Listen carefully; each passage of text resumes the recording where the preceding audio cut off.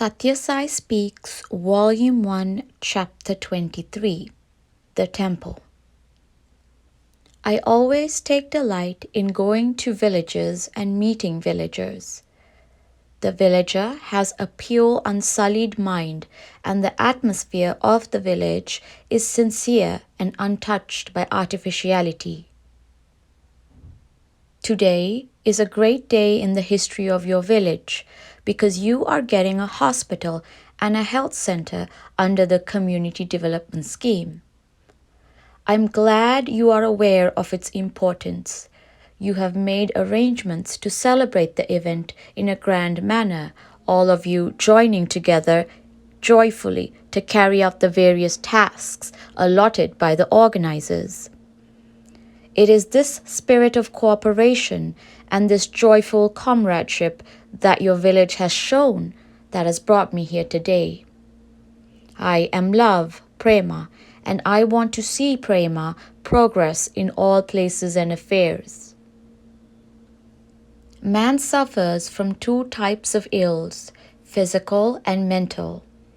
The one caused by the disequilibrium of the three tempers of wind, bile and phlegm, and the other caused by the disequilibrium of the three qualities, gunas, serenity, passion and inertia, sattva, raja and tamas. One peculiar fact about these two types of illnesses is that the cultivation of virtues cures both. Physical health is a prerequisite for mental health, and mental health ensures physical health. An attitude of generosity, of fortitude in the presence of sorrow and loss, a spirit of enthusiasm to do good, to be of service to the best of one's capacity. These build up the mind as well as the body. The very joy derived from service reacts on the body and makes you free from disease. The body and the mind are closely interrelated. Despair is a sin against God. You are mostly agriculturist, so I need not tell you that hope is what you feed on most months of the year. Hope sustains you while you plow, sow, plant, and manure the crops that you raise. That hope must be a mental habit even in things distinct from agriculture. Hope will sustain you in all walks of life. Do not give any chance for that wild thing, despair, to eat into the vitals of activity and effort. Despair is a sin against God. When He is in you, why do you lose hope? That is why the Lord says, "Why fear when I am here?" Be always joyful, optimistic, and courageous. You said that the river Chitravati that flows near Puttaparthi flows by the side of your village too, and that it is a link between us both. But it is a very feeble link, if at all, for it is full only a few days in the year. The rest of the year it is a sandy waste. If the life-giving waters of courage flow in your heart of hearts, then that Chitravati is more precious than this dry stream. It is a truer link between you and me. The village is the backbone of the whole country. The child becomes an adult, the village grows into a town. But we should see that the innocent, simple, sincere child does not grow into a cruel, hard-hearted man. Similarly, we have to see that the quiet, God-fearing, simple village does not grow into a noisy, negative town. Tomorrow's leaders are being bred in this and other villages all over the land. If you have virtue, towns will have virtue tomorrow. If you have strength, towns will be strong. If you are quarrelsome, towns will be affected by it. Learn to live and work in amity. Make the joyful experience of today a permanent feature of your life. Do not depend on government for all your wants. Factions and parties in villages are the bane of our community life. All the profit of hard toil is wasted in litigation engendered by hatred arising from them. You grow the food and the material for clothing for the people. You set the example of industry to the indolent. You rise with the cock crow and you go to bed when the fowls go to sleep. You sweat and toil and watch the sky prayerfully with hands folded in devotion, and you live humbly and thankfully. There is an intimate relationship between the season and farmer, Ritu and Raitu. Your life runs on an even keel following the regularity of the seasons. You do not hurry ahead of nature as townsmen do. I want you to be grateful to the persons who made this hospital possible and to the government who are running it for you. The government collects money from you and arranges these amenities. But you should not depend on the government to satisfy all your wants. Even the officers are not all powerful. They are only servants who have to obey others. The government is the chauffeur of the car, which is the state. You own the car and you are the passengers too. Select proper chauffeurs and be vigilant to see that the driver at the wheel does not harm the passengers or the car. That is the duty of the owner, is it not? The greatest instrument by which success can be ensured for all your efforts is devotion. That will give health, wealth, and prosperity too, for it will eliminate hatred and faction and give more power to your elbow when you plow the land. A man with devotion will do every act as worship of the Lord. So the act will be done better and more efficiently without any malingering or insincerity. It will also win the grace of the Lord, so a devotee will be able to raise more crops and enjoy greater health and mental happiness. Do some inner cultivation.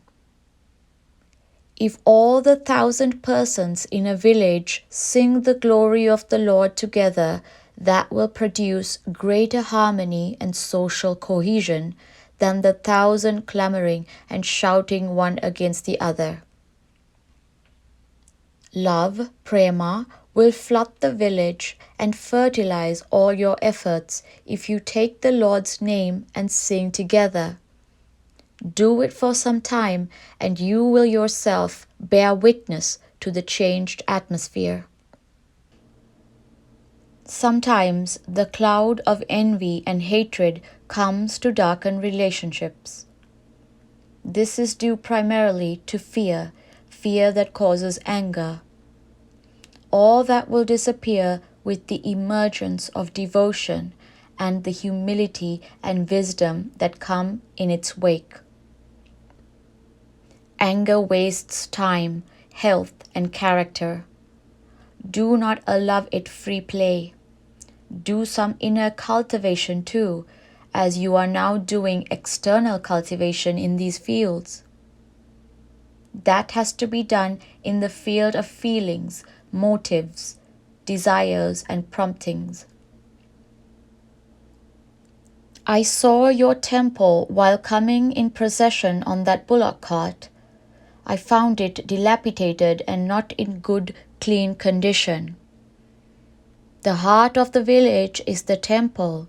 The lamp burning there is the life of the entire village. Keep it burning bright and clear. Someone has placed a broken bandy cart on the narrow veranda of the temple.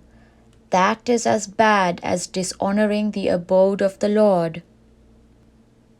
It will not inspire devotion in the people. Keep the temple, however simple and small it may be, clean and free from encumbrances. Do not treat it, as some villagers do, as a refuge for idlers who loiter around and play cards or gamble. Get together a bhajan group in this village. I know you have one, but it must be more active. It must attend the daily worship in this temple and make it a fountain of devotion. That will demonstrate that you have gratitude to the Lord for all the blessings He has showered on you. Develop the spirit of mutual help. The doctor in charge of the hospital now appealed to you for your cooperation. He meant that you should not neglect the bodily ills and damage the tabernacle of God. It is an instrument that has to be well cared for. The doctor is an expert in that subject, having studied medicine for long and being moved by a spirit of service. Honor him for his skill, have faith in him and his medicines, and do not, by neglect or resorting to quacks, worsen the diseases you may have. I say this especially to you, people of Buddhili. Develop the spirit of mutual help. Villagers have been ruined because one person cannot tolerate the prosperity of another. This is the bane of the Indian character. Everyone is bent on pulling down his neighbor, whereas in the West they encourage the slightest sign of superior intelligence and industry and show no rivalry. Jealousy is the cause of ruin.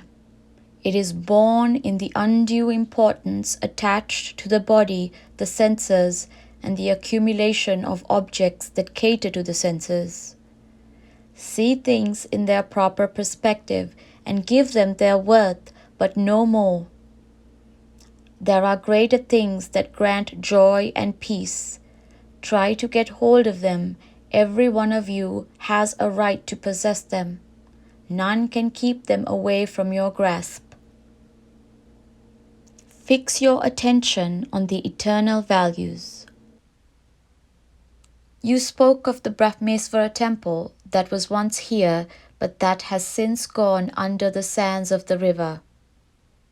Let not the temple of the Lord that is in your innermost heart be similarly overwhelmed by the sands of lust and anger. You talked of many sages and yogis who have done penance here according to tradition. Well, those sages and yogis knew which is real and which is unreal. They controlled the vagaries of the mind and dwelt in peace, shanti. Fix your attention on these eternal values, then you will not be swept off your feet by the gusts of passion and fits of fury. Then this village, filled with love and mutual helpfulness, will become the ideal for miles around. Buddhili Village, 1959, September 9th.